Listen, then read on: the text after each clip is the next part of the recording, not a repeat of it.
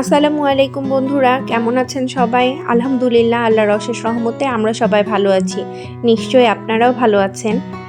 আজকে আমরা ফ্যামিলির সবাই মিলে আবিহার আবদারে বাসায় ছোট্ট একটা পিৎজা বানানোর চেষ্টা করেছি। আসলে এটাকে পিৎজা রেসিপি বলা যাবে না যে আপনাদের সাথে শেয়ার করছি। এটা বাচ্চাদের একটু আনন্দ দেওয়ারই চেষ্টা ছিল আমাদের মূল উদ্দেশ্য। বাচ্চারা অনেক আনন্দ করেছে, সাথে পরিবারের সবাই আমরা হাত লাগিয়ে আমরাও অনেক আনন্দ পেয়েছি। এখানে ছিল আবিহার ফুপি, মুক্তামণি, আবিহার মামি, আমার মামাতো ভাইয়ের বউ, ওর দুটো বাচ্চা, আবিহার বাবা, আমরা সবাই। পিৎজা বানাতে গেলে অবশ্যই পিৎজা ডো লাগবে। সেই ডো বানানোর কাজটা আমি আগে থেকেই করে রেখেছি কাজের সুবিধার জন্য। আপনাদের সাথে ডোর রেসিপিটা অন্য সময় শেয়ার করব ইনশাআল্লাহ। আজকে আমরা সবাই মিলে যে আনন্দটুকু করেছি সেটাই আপনাদের সাথে বলছি।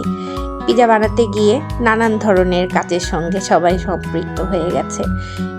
কেউ তেল মাখিয়ে ছড়াছড়ি করে রান্নাঘর ভরে ফেললো, কেউ ময়দা ফেলে দিল, কেউ ডিম ভেঙে ফেললো। এগুলো তো আর ভিডিওতে দেখানো যাচ্ছে না, তাহলে ভিডিওটা অনেক বড় হয়ে যাবে। অনেক আনন্দ করেছি সবাই মিলে। যাক, এখন ফাইনালি পিৎজাটা বানানো হচ্ছে। ও বন্ধুরা, আরেকটা কথা বলতে ভুলেই গেছি, সেটা হচ্ছে কিমাটাও কিন্তু আমি রেডি করে রেখেছি। কিমার রেসিপিটাও ইনশাল্লাহ আমি আপনাদের সাথে অন্য এক সময় শেয়ার করব। এখন সসেস লাগাচ্ছি সবাই হাত দিয়ে, অনেক মজা হচ্ছে। আবিহা বলছে, মা আমি খেয়ে দেখি। আমি বললাম, না বাবা খেয়েও না, রান্না হোক, তারপরে এভাবে খেতে থাকলে তো সব শেষই হয়ে যাবে, তখন তো আমাদের পিৎজাটাই হবে না। বহুত কষ্ট করে বাচ্চাটাকে থামিয়েছি, বলেছি না মা সসেজ আর খেয়েও না, এগুলো লাগবে, এটুকু না হলে কিন্তু আর হবে না, পিৎজা কিন্তু নষ্ট হয়ে যাবে। এটা শোনার সাথে সাথে সেই স্টপ হয়ে গেল। এবার মশলা দিয়ে দিলাম, যা যা লাগে সবই দিয়ে দিচ্ছি। ফাইনালি ওভেনে এখন ঢোকানোর সময় এসে গেছে। মুক্তা বলছে, ভাবি আর একটু আছে, এটুকু দিয়ে দিই। আমি বললাম, হ্যাঁ হ্যাঁ দিয়ে দাও, যত বেশি কিমা দিবে ততই তো মজা হবে, তাই না? দিয়ে দাও।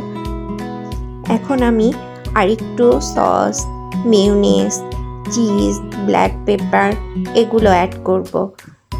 যত বেশি চিজ দেওয়া হয় আমার কাছে মনে হয় পিৎজার টেস্ট তত ভালো আসে। বাচ্চা দুইটাকে আর মানাতেই পারছি না, ওদের কালি মনে হচ্ছে কখন হবে কখন হবে কখন হবে। বলছি তো দাঁড়াও একটু অপেক্ষা করো, এই তো হয়েই গেল।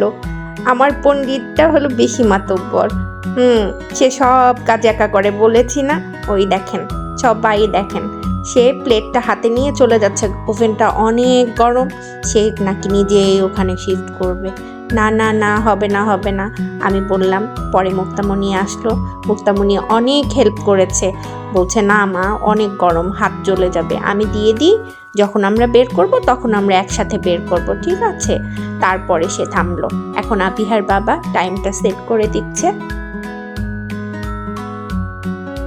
আমি এদিকে বাচ্চা দুটোকে বোঝাচ্ছি, বাবা ফাইনালি আমাদের অপেক্ষার সময় শেষ হতে যাচ্ছে, দেখো দেখো দেখো পিৎজা হয়ে যাচ্ছে, ভেতরের দিকে তাকিয়ে থাকো, এক্ষুনি দেখো শেষ হয়ে যাবে শেষ হয়ে যাবে। আবিহা বলল, আমার আর সহ্য হচ্ছে না মা, তাড়াতাড়ি আনো, পিৎজা আমাদের রেডি, এখন সার্ভের পালা। আবিহা বলছে, আমি কাটবো। ওরে বাবা, কত বড় একটা নাইফ ধরেছে সে, না বললেও শোনে না। মেয়েটা ইদানিং খুব বেশি আবদার করে। এ ধরনের আবদার অবশ্য ছোটদের করতে দেওয়া ঠিক না, ছুরির ব্যাপার, হাত পায়ে লেগে যেতে পারে। পরে আবির বাবা তাড়াহুড়ো করে উঠে সেই পিসগুলো করে দিল।